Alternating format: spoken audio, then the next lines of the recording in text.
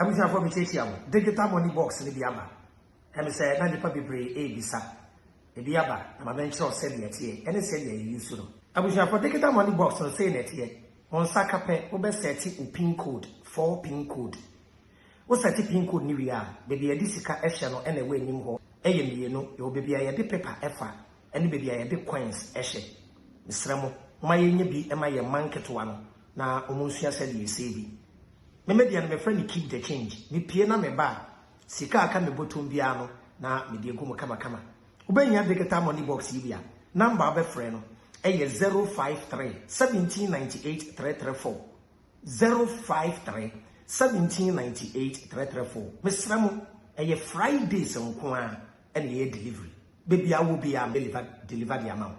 Thank you for making us number 1. Bye transport. Ensio mankwa ensio hu hia odasani biara ene abode nyina entina Awurade na aye drilling company limited eton safre ankrankre enyumaku ahodo nyina oba Awurade na aye drilling company limited a ye borehole drilling water treatment visibility studies ye nhwehwemu ewo asase ne so ansa na ye tunsuo de amount ye manual and electric pump installation hydrofracture se Awurade na aye etunsuo ma wa obetimi anom obetimi adware obetimi dia bibia enti eton safre danse enyumaku ahodo ye real estate companies hotels and sorry any will be biara or the insio edijuma Awurade na aye borehole drilling company limited behu ye kira kran e won kran ofanko barrier Kumasi ewo odium bus stop freye wa homatufo iso 0245 636634 0247 171472 Awurade na aye borehole drilling company limited yes say insio mankwa Shrani po forwarding kwa onua bra back from 19.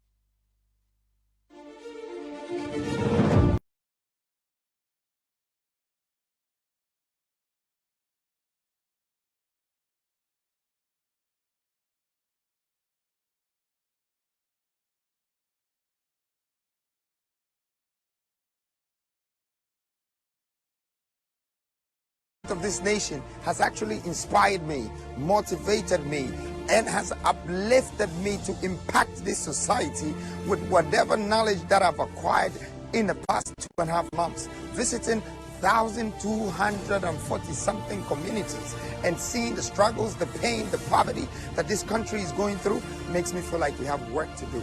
So I am about to expose to you, Ghanaians, the real state of Ghana. I look forward to meet you virtually on Saturday from 7:30 p.m. to 9.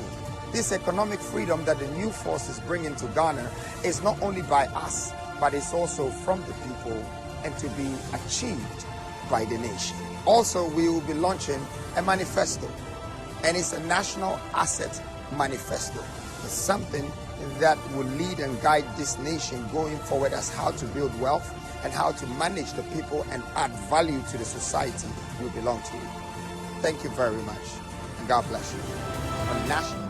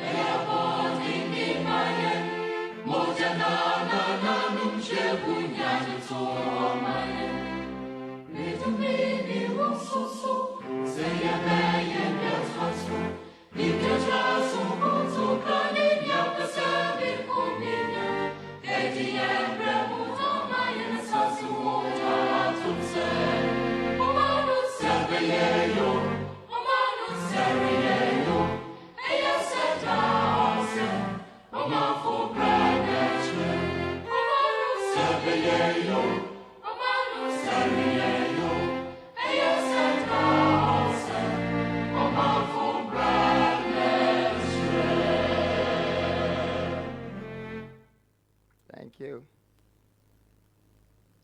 Good evening, fellow citizens.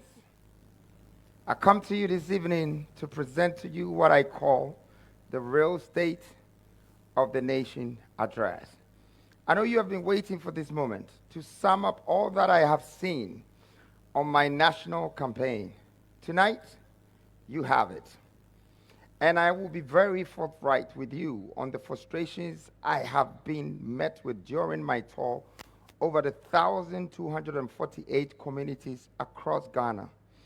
Let me give you a brief background about my motivations for my bid to rescue Ghana from economic slavery and crisis and set you on the path to your economic freedom. When I was 8 years old, life seemed very simple to me. My days revolved around waking up, going to school, coming back home, deciding what to eat, fixing my homework, and figuring out how to play with my friends. But as I grew older, reality began to set in. By the time I turned 9, I had started to realize something I hadn't noticed before. My single mother might be struggling financially. The clues were subtle but unmistakable.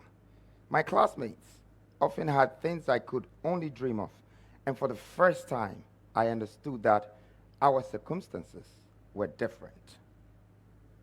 Our families do a good job of sheltering children from difficulties.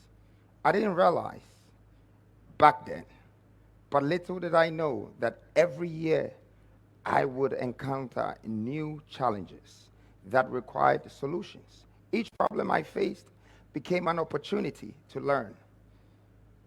And it started to shape me through experience. I see these experiences as the foundation of wisdom.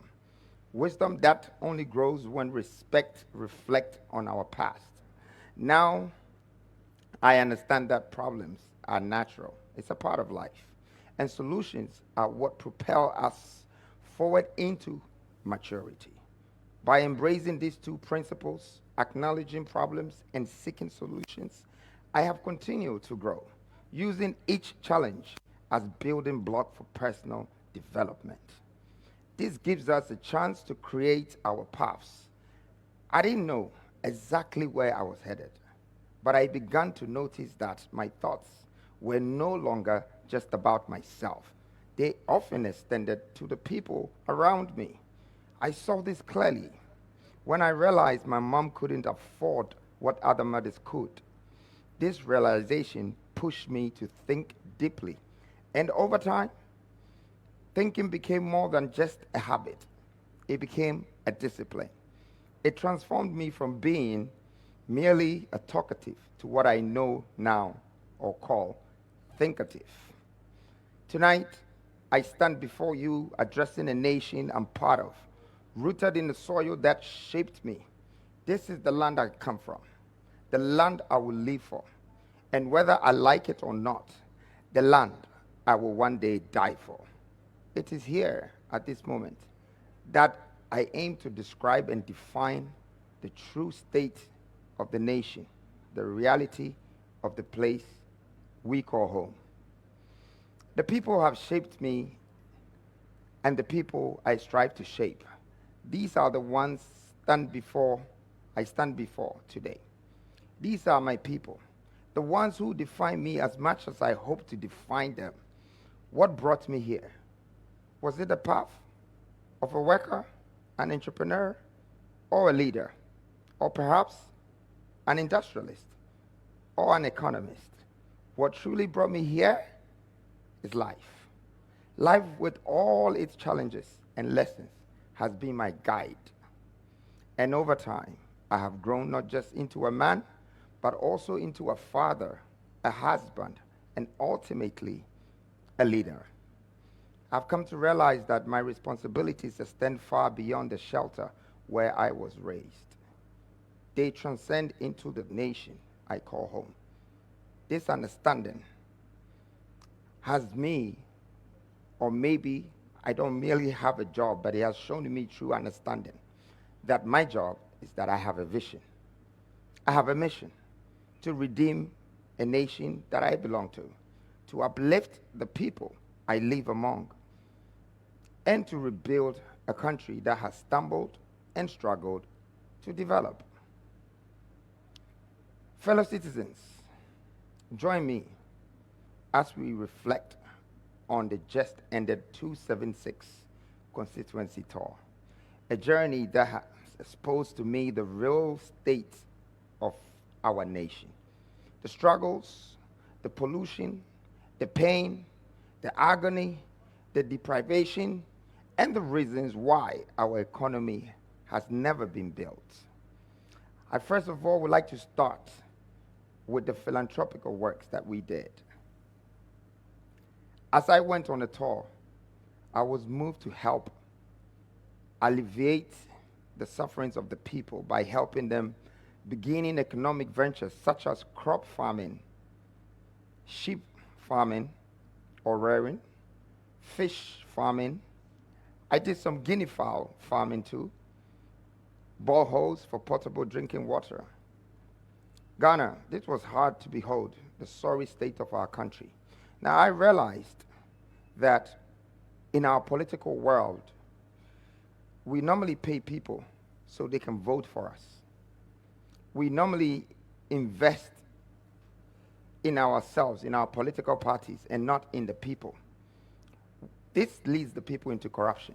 I thought that I could change the political narrative by using the 276 constituency tour to actually harness the people and the way they live and bring their hope back. So I invested the money that I will use for most of the billboards and flags and so many other things and paying people to pay to vote for me rather into the people. And we ended up giving bicycles. We ended up giving families farms, sheep farming, so they can start creating their own business. You know, we did a lot of fish farming in Adan. Was very interesting to see that 2,000 fishes can become 100,000 one day for people to live on. You know, we did coconut farming, we did avocado, a lot of things. But that was because of the situation of this country. Out of the 276 constituencies, I was surprised. And I'm about to share with you that I have seen what a lot haven't seen. Let me now lead you into some of the challenges, the opportunities I saw in some of the regions too. Let me start from Eastern. I left Accra, and the first region was Eastern, where my tour really began. I visited Nsawam at Duajiri constituency, and that's where I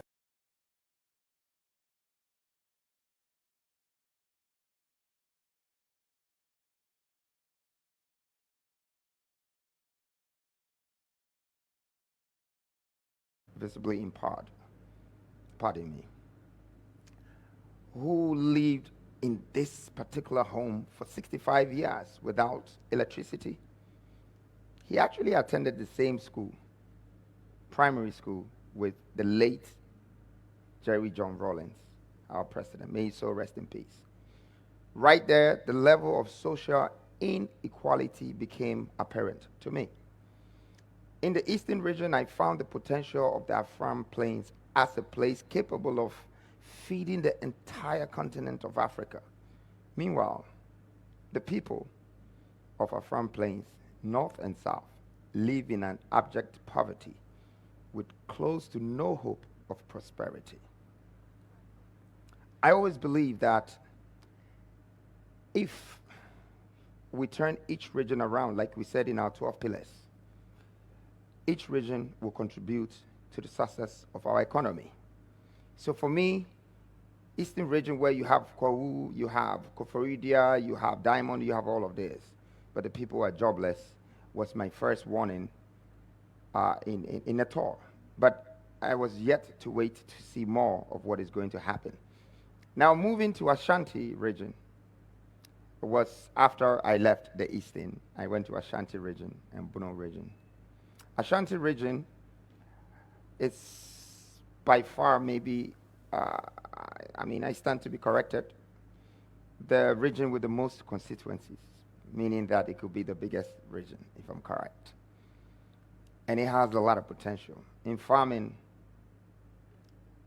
in mining, Ashanti region is worth billions of dollars. But we saw a lot of poverty within the regions. And you can see the development in Ashanti region. I thought that without industrialization, without helping these people to know what cocoa can do, it's going to be very difficult for them to be built again as a constituency becoming a state or a mini city to feed their people. I also saw a lot of potential, enormous potential avenues. River Pra and Tano, it's some of the biggest rivers in this country. I know you remember when I say I'm going to bring the sea to Kumasi. Well, that's exactly where it has to come from. Bringing it from Pra is already into the sea, so it's a matter of dredging it and letting it go into Kumasi and letting the sea come in there. But not for just leisure. It will be for logistics. It will be for irrigation. It will be for a lot of things. This will position the regions to control a third of the projected 4.7 trillion national economic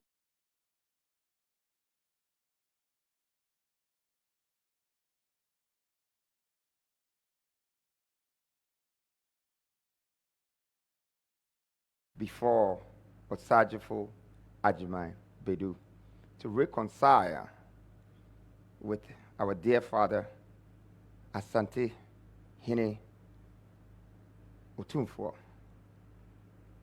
And I want to thank these two leaders for understanding that unity is stronger than separation. Today, we're looking at the Bono region, which has 5 regions of the north. Before we go to the north regions, I would like to talk a little bit more about the Bono regions and what I saw there in Techiman and all other places. When I combine it with Ashanti, I know that the two can really help Ghana to revive its economy again.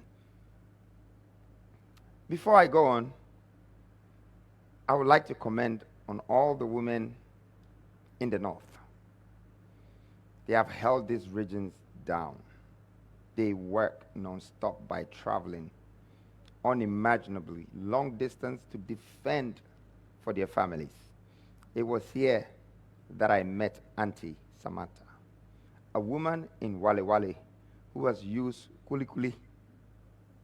I don't know if you all remember kulikuli, to cater for 7 children. Her story, it's impeccable.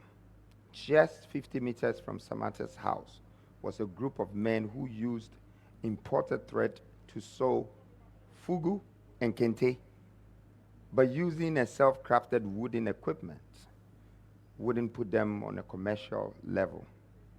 With a lot of determination to work, I could see clearly that they are not equipped to do so. I believe that industrialization can help expand this talents and harness the skills in this area. Just when I saw that we've seen enough,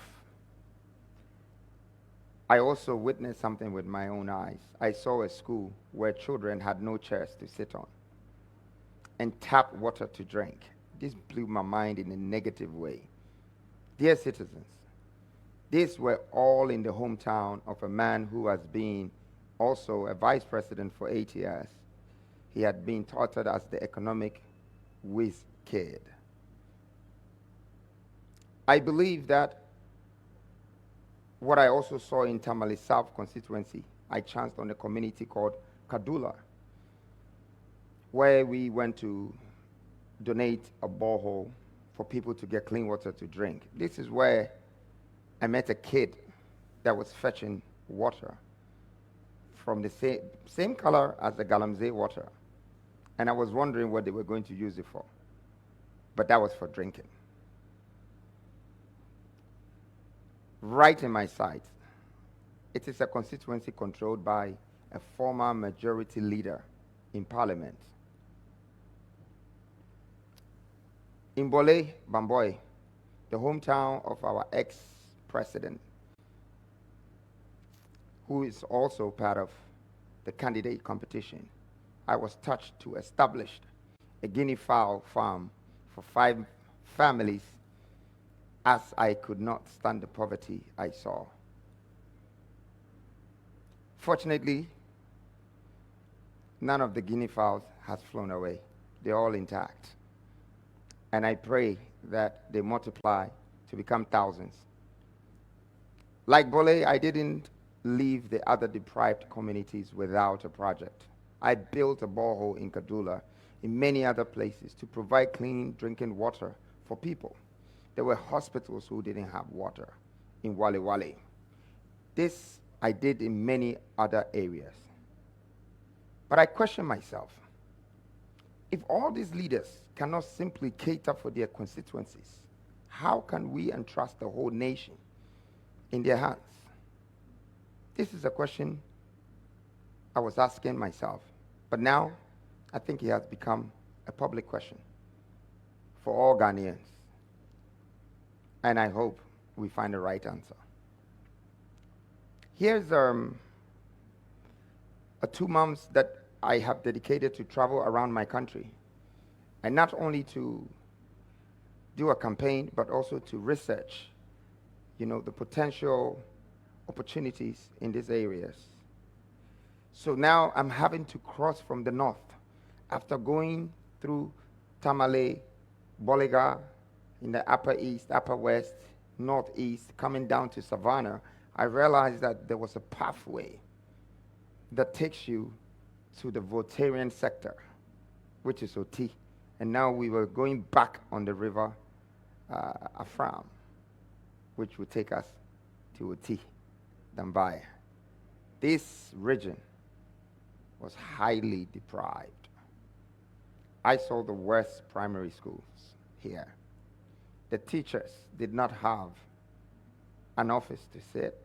The headmaster sat under a tree.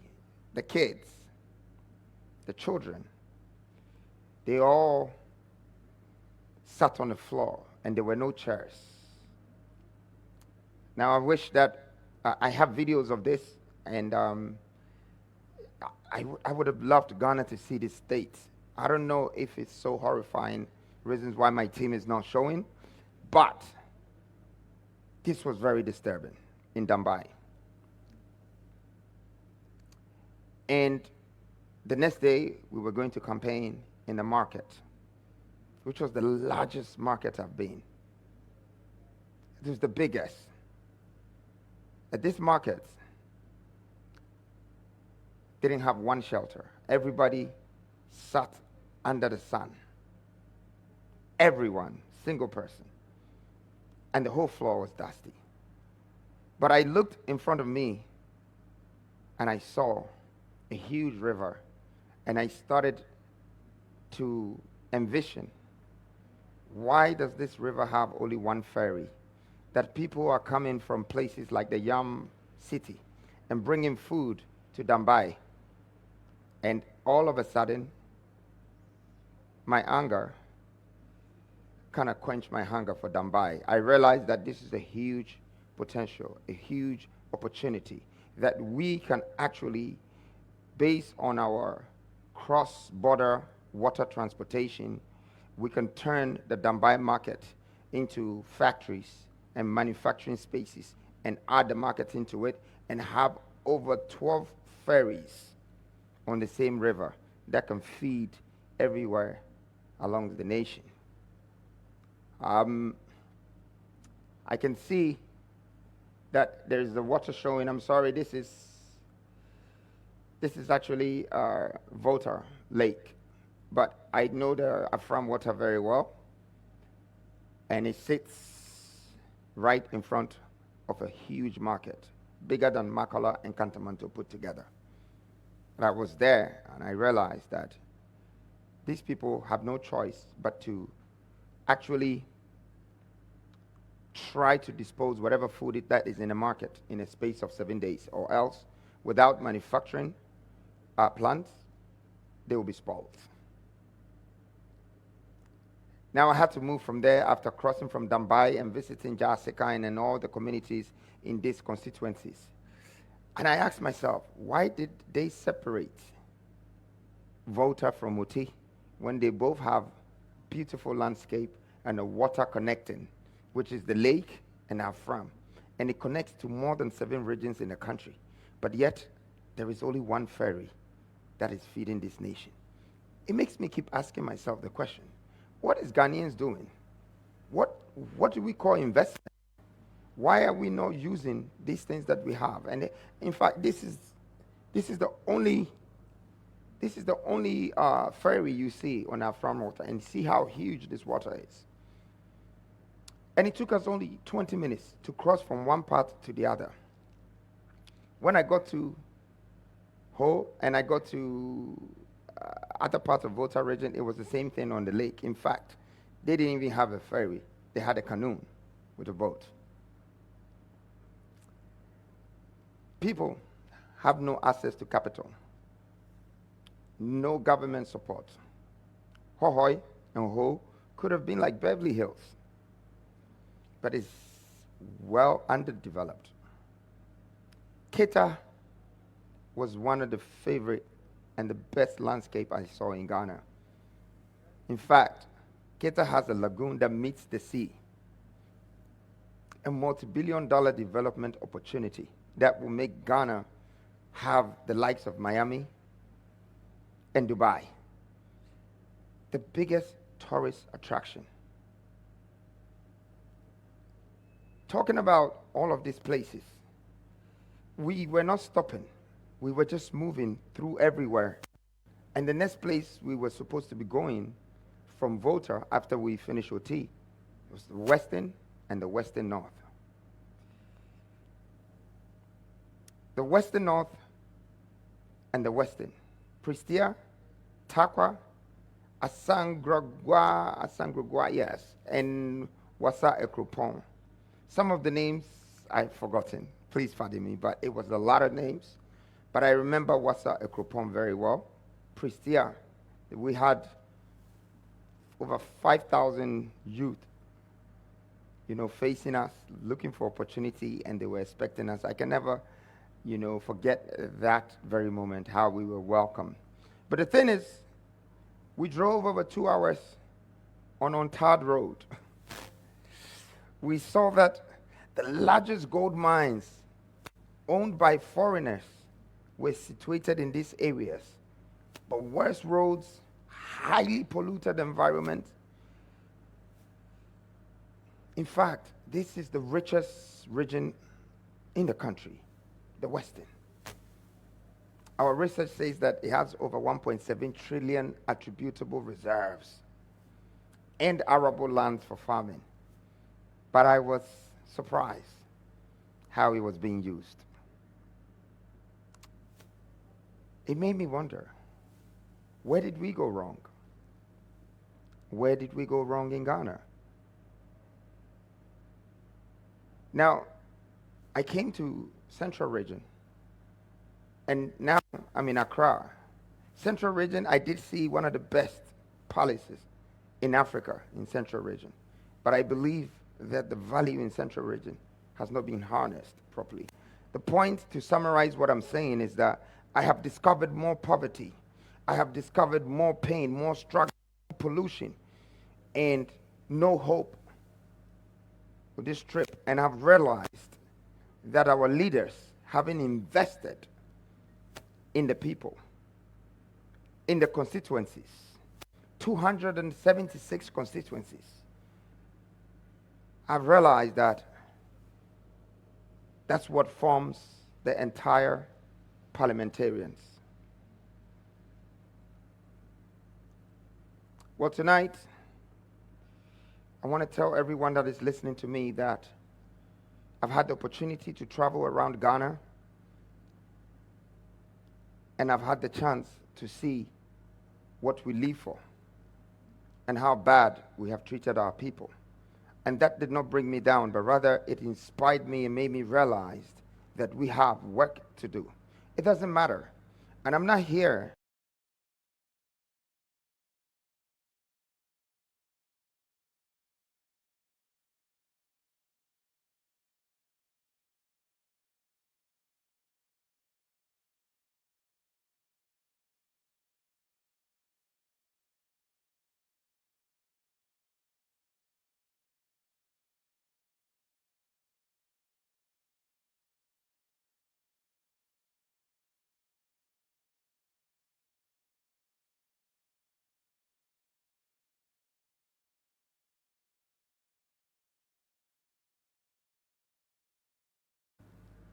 our bold security officers, our dedicated ambulance service workers, the customs service, the prisons, the immigration, and the Ghana Armed Forces shall be exercising there through Uber.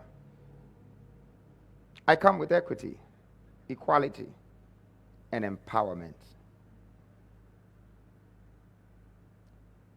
And I want to wish all you special people that are voting, well, that it's time that we vote wisely to determine the future of our country.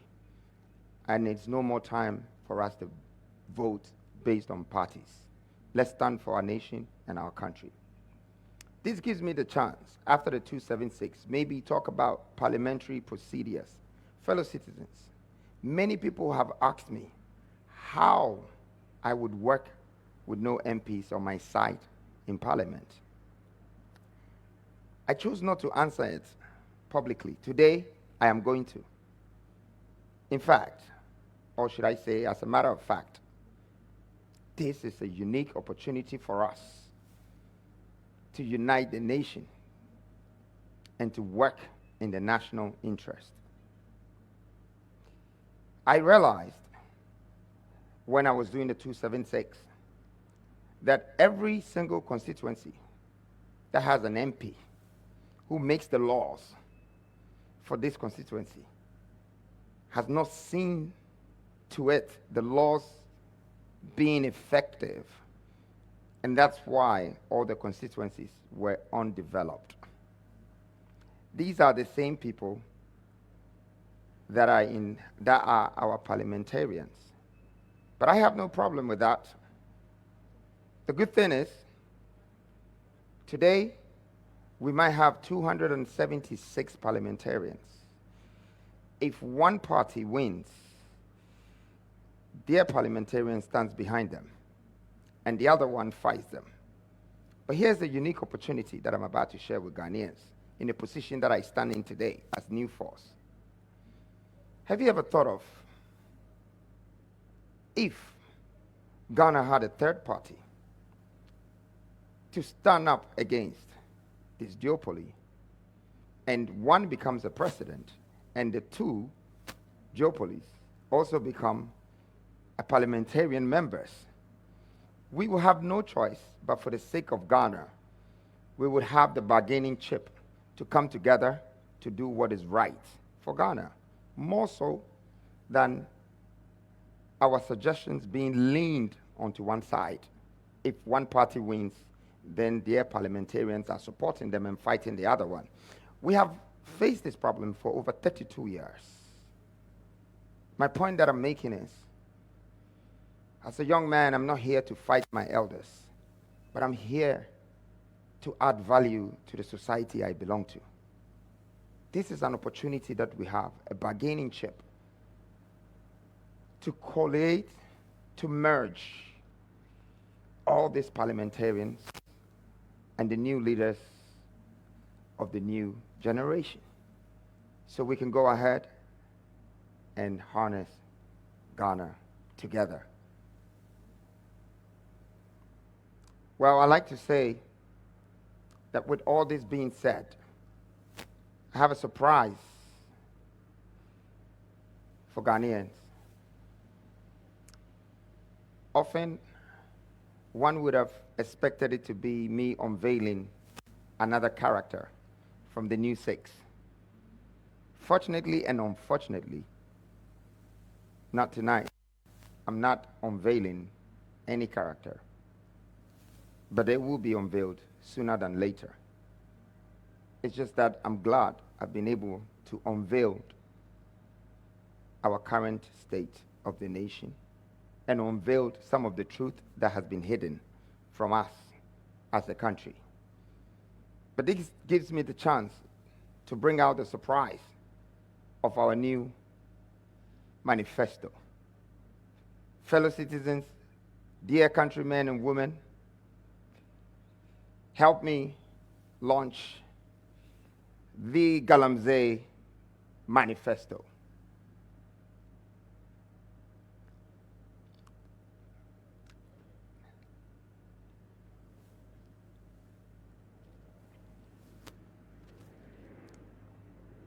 But if you just give me a second, I want to launch this to Ghanaians. We can launch it. I will. Just 5 seconds.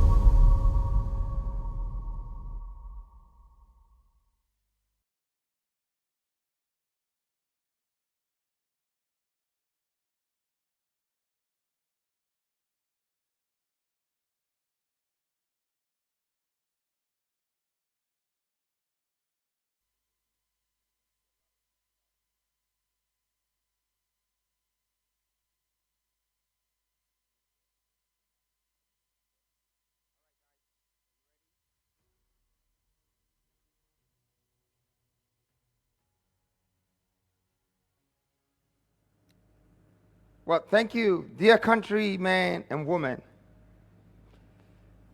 On my tour, going around this country, what really broke my heart the most was seeing our lands and waters completely destroyed without shame.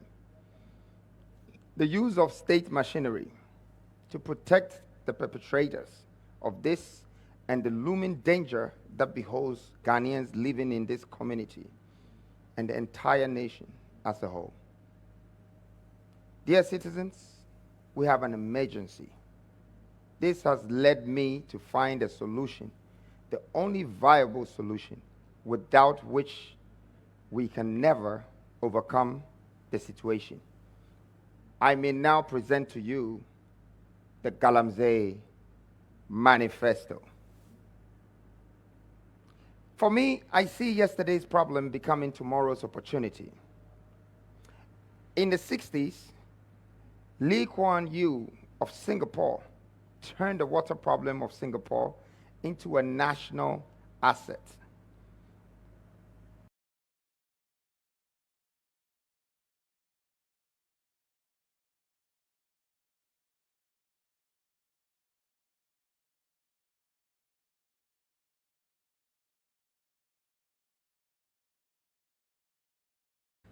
In 1959, just around the same time as Kwame Nkrumah, they all started together. Today, Singapore is one of the best countries, well developed in the world. And it all came from the Singapore Enterprise Industrial Team, developing the entire nation. I have a vision, and this vision to turn Ghana better than some of the witness countries that has been built in the last century. I'm very proud of mentors and leaders like this. Well, let's get back to their manifesto. Why did I decide to do a manifesto for Galamsey? Because I wanted to give you a national asset, not just the 12 pillars that will rebuild the building as Ghana, but I also wanted to give you the inside information, the solutions to do what Lee Kuan Yew did for his people and for his country by turning his problems or his crisis into an opportunity and letting that become a national development that will be globally recognized and appreciated. My vision is to do that for Ghana and go beyond the borders of Ghana and help Africa. I believe we Africans deserve better. We deserve more. We deserve to do what the Western world, Asia world, and many other continents on this planet Earth are doing. So, let me start by introducing the people that caused the problem and how the problem was caused. They said the only way to have the best solution for a problem is to go back to the roots of the problem. So we went back to the roots and realized that the imperialists, who are the international influence, and they work through multinational companies. They are the imperialists. And then coming down from the imperialists is the cartel. The cartel is the government, and of course, in the government, you have the politicians and the chiefs who are taking royalties from being the landowner. And when you move down from the cartels, you go down to the mafias. The mafias are the Galamseys. I just want to explain to Ghanaians that these local Galamseys campaigns are using cyanide and mercury to wash the sand.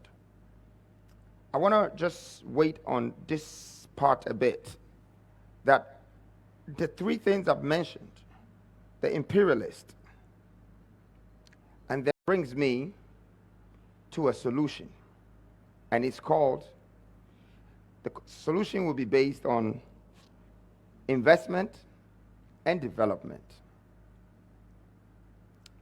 Well, I'd like to start by an investment that I have as a vision for the country, which is water purification. This water purification, all our water bodies in this country, completely destroyed. Now, the water purification, together with the plants of recycling, will cost us 4.5 billion to purify all the water. And if we don't, we are destroying the lands. We are turning all the lands that we grow our crops on into a poisonous land. Very soon, we will not be able to have water in this country, and we will have problems in crop farming because the land has begun to be destroyed and is moving very fast, rapid. Now, if you look at the numbers I was just showing you, 4.5 billion, and the returns of this investment in 10 years is going to give us 32.1 billion, which is 200 tons of gold. Up to date, Ghana, we still don't have that gold in our reserves. We had 7 point something tons, and recently they said a few has been added. Whether over 10, I'm yet to find out. But 200 tons secures you 32 point something billion sitting as our reserves in 10 years, just by this investment. But there is more to this investment that is coming. We are going to use this investment as purifying the water with extra plants. Guys, I think you have the plants, so if you can show the plants. The plants, I would like the plants are here. So these plants are going to do three things. It's going to take the water, it's going to purify the water, and then it's going to extract the poison out of it, which is cyanide and mercury. But here's an interesting thing. This farming, you need to put those pipes onto the ground, the pipelines, to create that. So there will be a whole circulation of manufacturing chain order. You are looking at a new Ghana being transformed through this. Now I want to talk a little bit more about this opportunity of the Galamsey being turned into an industrial hub within the regions. What I saw in a lot of places in Ashanti region, there was almost every 2-3 miles, there was a valley with water that is poisoned and people in the water, sort of, washing the water with poison. So this is some kind of issue that it will be so difficult to resolve it if we don't give back to society. This plant is going to create jobs for the same people who were doing Galamsey. They will probably be paid more than they were receiving from chasing the gold crumbs. Purification, which is going to be 4.5 billion, would also create tens of thousands of jobs within the nation itself. So it's not like the 4.5 billion is going out of the country. The 4.5 billion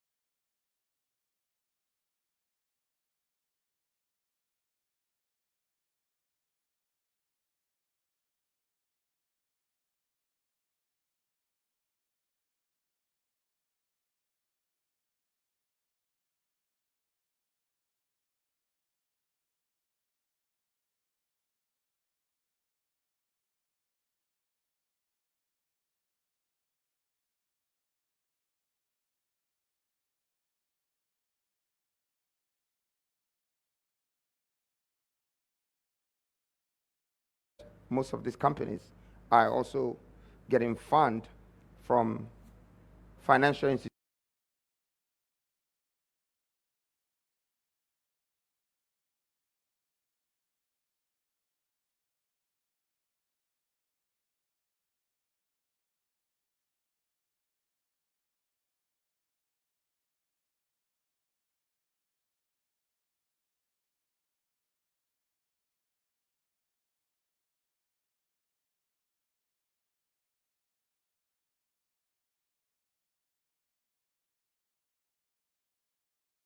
Thank you very much. In closing my address tonight, I want to take this opportunity to thank you all for your time.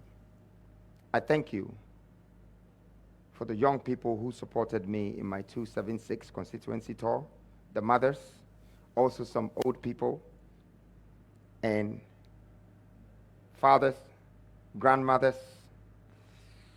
I was surprised. Genuinely, Ghanaians are good people. It's rather unfortunate that partisans or politicians have failed us. Our expectation of development is undermined by our own capacity and abilities. I'd like to say thank you to the regional coordinators too. the constituency executives, the electoral area comrades, it is now time to protect what we've worked for. We've worked so hard as a new force and as a new generational leaders. I would like to urge all of you to go out and vote peacefully. And after voting, Ghana as a nation, let's protect our ballot. Let's be reasonable, for this country is in shambles. Our economy is facing problems. Our currency is facing crisis. Our waters are polluted.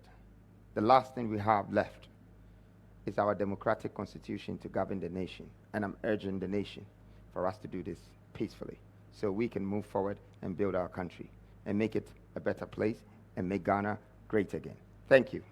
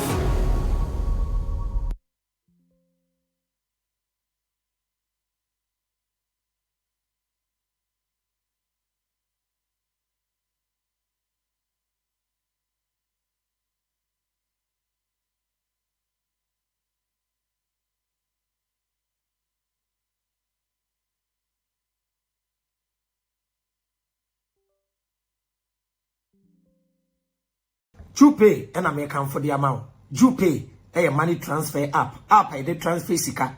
As I said, you knew that no. Now we are very, very amazing. For now, dear, from the United States to Ghana. So we US now person transfer sika de will boost your phone wadofo. Ghana pacho. Fefa Jupe so. Na Jupe adia wansoa hono eni misremwa eno nekuta the best rate. Pacho the rate no very, very high. Afi o first transaction obeye e de ama wunua no amount $5 for free. So we send it ska on your first transaction no amount $5. Afi zero transfer charges on jiusike bia e wo transfer na o ye no so ade e nwanwa e wo Jupe ho ama me ni Jupe ho ne ye o send sika ama obi mo amu ni mo amu abrochire no e ye wo na wo so bo nipa na wo send sika ama no ni din edishem Jupe de why ne said ye wo Ghana na wo send sika na nipa ni din apope app no nti sa wo transfer sika di ama bobusu ni bia wo born the number pe na ni din na kasa apop up said the be ya wonya wrong transaction promo code wo be use na wonya wo discount no ABM use ABM as a promo code na J or discount kama de be kan answer adwen na nya adwuma born ne bre use you pay. In a world where dreams reach for the sky, OBI Group of Companies is laying the foundation for a brighter future in Ghana. Whether it's the elegance of Eurotiles or the robust durability of IBR roofs, we bring you the finest in roofing solutions. Your vision deserves nothing less than perfection. But we don't just stop at roofing. From concept to completion, our qualified experts are here to guide you every step of the way. Need blueprint? We've got you covered. Look for skilled artisans? Look no further. And when it comes to roofing materials, the OBI store is your ultimate one-stop shop. Quality roofing materials that stand the test of time. Because your project deserves the best. Guess what? We also have OBI Technical Training Center.